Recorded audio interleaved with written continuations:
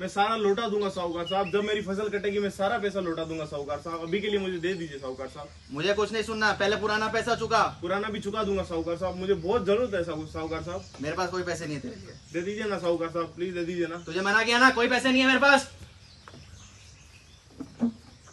क्या हुआ कुछ इंतजाम? नहीं नहीं नहीं, मना कर दिया साहूकार साहब ने, नहीं दिए पैसे। अब कहाँ से लाएंगे पैसे?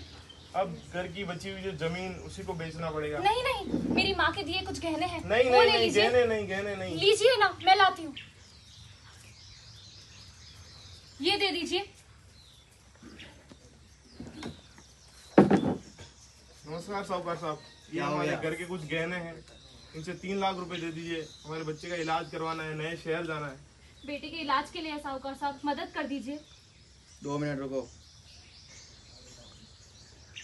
देख भाया, मैं तेरे को इसका 2.5 लाख रुपया दे सकता हूँ। 3 लाख दे दीजिए ना साहूकार साहब, 3 लाख दे दीजिए ना। इसके 2.5 लाख ही मिलेंगे। 3 लाख दे दीजिए, मदद कर दीजिए साहूकार साहब। तुझे 2.5 लाख लेने तो ले, वरना ले जाइए वापस। ठीक है साहूकार साहब, 2.5 लाख ही दे दीजिए। ये ले। धन्यवाद साहूकार साहब।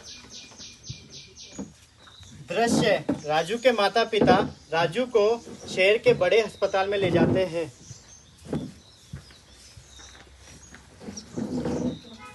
नमस्कार डॉक्टर साहब, नमस्कार। क्या हो गया इसे? हमारे बच्चों को कुछ दिनों से खांसी हो रही है, सीने में दर्द हो रहा है।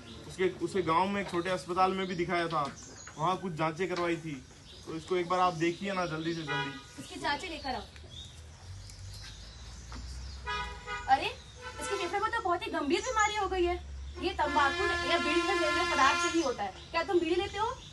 जी डॉक्टर साहब। कितने साल से ले रहे हो? यही तकरीबन 4-5 साल से। और अभी कितना लेते हो? 2 बंडल डॉक्टर साहब। देखिए, इसकी हालत बहुत खराब है।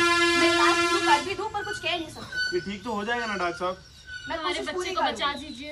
ये यहाँ इस अस्पताल में कितना खर्चा आएगा डॉक्टर साहब? देखो, आयुष्मान के तहत इसका इलाज निःशुल्क हो जाएगा, पर मैं कुछ कह नहीं सकती। आज के बाद तुम बीड़ी नहीं पियोगे और इलाज ढंग से लोगे।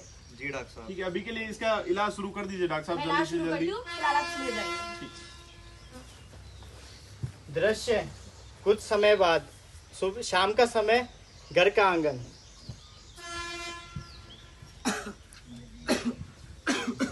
अरे बहन, क्या हुआ भैया? मुझे सांस नहीं आ रही बहन।